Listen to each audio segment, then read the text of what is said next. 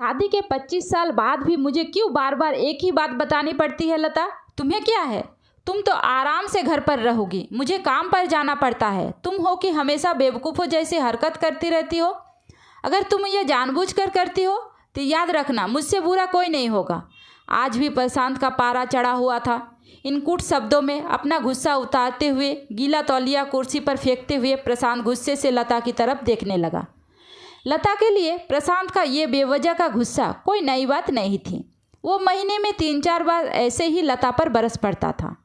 पहले पहले लता उसका विरोध किया करती थी, लेकिन जब कई साल तक प्रशांत में कोई बदलाव नहीं दिखा तो लता ने खुद को ही बदल दिया।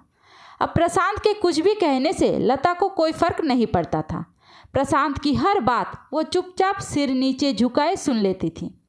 शादी के पहले 5 साल तक लता ने पूरी कोशिश की थी कि प्रशांत को बदला जाए, लेकिन फालतू का गुस्सा करना और बाद में लता को भला बुरा कहना ये मानो जैसे उसकी आदत बन गई थी। कोई भी वाद विवाद होता तो प्रशांत सीधा लता को बोल देता, अगर मैं तुम्हें अच्छा नहीं लगता तो क्यों नहीं चली जाती अपने मायके? क्यों रहती हो मेरे साथ?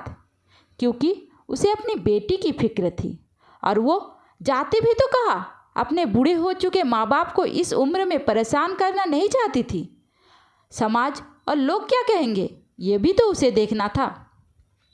वो इतनी पढ़ी लिखी भी तो नहीं थी कि वो खुद जाकर कोई नौकरी कर सके और अपना और अपनी बेटी का पालन पोषण कर सके। लता को अब अपनी फिक्र नहीं थी। उसको फिक्र थी तो बस अपनी शादी लायक हो चुकी बेटी की। लता नहीं चाहती थी कि पति पत्नी की झगड़े की वजह से काव्या डिस्टर्ब हो। काव्या की पढ़ाई पूरी हो चुकी थी, उसके लिए अब शादी के रिश्ते आने लगे थे। कई रिश्तों को काव्या ठुकरा चुकी थी। 2-3 महीने बाद एक अच्छा रिश्ता आया। रिश्तेदारों और पहचान के लोगों ने भी लड़के के बहुत गुणगान किए। प्रशांत एक शाम अपनी बेटी के पास बैठकर उसे बताने लगा, काव्या बहुत अच्छा लड़का है, पढ़ा लिखा है, बड़ा घर है, बहुत अच्छी नौकरी है। ऐसे रिश्ते बार बार नहीं आते बेटा, इस बार मना मत करना।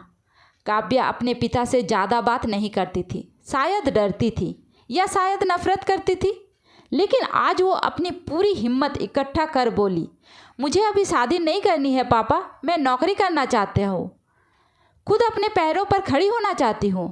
हाँ तो उसमें क्या बड़ी बात है? मैंने लड़के से बात की है, वो तुम्हें किसी बात के लिए नहीं रोकेगा। तुम शादी के बाद भी नौकरी कर सकती हो, वो तुम्हें नौकरी के लिए परमिशन दे देगा। प्रशांत बोला, मेरा नौकरी करना या ना करना उसकी परमिशन पर क्यों डिपेंड रहेगा पापा? मैं कह रहा हूँ ना, तुम्हें किसी भी चीज़ की कमी नहीं होगी वहाँ। ऐसे रिश्ते बार बार नहीं आते, इसे ठुकरा मत, बहुत खुश रहेगी तुम वहाँ। प्रशांत बोला, पापा क्या मैं उतनी ही खुश रहूँगी जितनी मम्मी इस घर में खुश है? काव्या ने तंज कसते हुए कहा, आज तुम्हारी जबान कुछ ज़्यादा नहीं चल रही?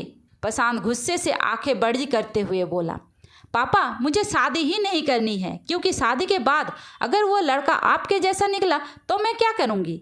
मुझे आपके जैसा जीवन साथी नहीं चाहिए जो बिना बात के मुझ पर हमेशा चिल्लाए। मुझे कुछ भी अपनी पसंद का लेना हो तो 10 बार सोचना पड़े, कहीं वो नाराज़ ना हो जाए। मेरी तबीयत कैसी भी हो उसे परवाह ना हो, रोटी थोड़ी मोटी बन जाए तो घर सर पर उठा ले, उसकी चेकबुक ना मिले तो भी मेरा ही दोष निकाले और हर छोटी मोटी बात पर मुझे मायके जाने के लिए कहे। काव्या ने अपने दिल खाली करते हुए पापा से सब कह दिया। प्रशांत का गुस्सा 7वें आसमान पर था, लेकिन उसके मुंह से एक भी शब्द नहीं निकला। वो काव्या की बातें सुन रहा था। काव्या उतना ही बोलकर चुप नहीं हुई। आज पहली बार वो अपने पापा के सामने इतना कुछ बोल रही थी। पापा अपने माँ के साथ हमेशा गलत व्यवहार किया है। आप अपने ऑफिस का गुस्सा बिना सोचे समझे माँ पर उतार देते हैं। कभी इस बात की परवाह भी नहीं करते कि उन्हें कैसा लगता है। आपके बातें सुन सुनकर माँ ने अपना स्वाभिमान खो दिया। प्रशांत आज पहली बार अपने किए बर्तावों को महसूस कर पा रहा था। वो इतना ही बोल पाया, जो तुम्हारा मन है वो करो। मैं तो इतना बुरा हूँ ना? काव्या ने प्रशांत का हाथ पकड़ा और बोली, पापा मुझे सिर्फ एक सवाल का जवाब दे दो, क्या आप चाहेंगे कि मेरा पति आपके जैसा हो? अगर आपका जवाब हाँ है तो कर दीजिए मेरा रिश्ता आज ही, और ना है तो मुझे आत्मनिर्भर बनने दीजिए। प्रशांत कुछ भी ना बोल पाया और वहाँ से चुपचाप बाहर चला गया। आज उसे लता के सामने जाने में शर्म आ रही थी। चलते चलते उसके आंखों से आंसू बह रहे थे। प्रशांत ने आज से अपने आप को बदलने का निश्चय किया। अगले दिन से लता ने अपने पति में काफ़ी बदलाव देखा। वो सोचने लगी कि जो हिम्मत काव्या ने दिखाई है, वो हिम्मत अगर मैं पहले ही दिखा देती तो शायद ये आज परिस्थिति कुछ और होती। 3 साल बाद उसके लिए एक अच्छा रिश्ता आया और उसकी विदाई पर प्रशांत बोला, बेटा तू हमेशा खुश रहेगी क्योंकि तेरा पति तेरे बाप के जैसा नहीं है। प्रशांत की ये बात सुनकर लता और काव्या की आंखों से आंसू बहने लगे। दोस्तों, कहानी अच्छी लगी है तो मेरे चैनल को सब्सक्राइब ज़रूर कर दीजिए और लाइक और शेयर करना तो बिल्कुल भी मत भूलिए। धन्यवाद।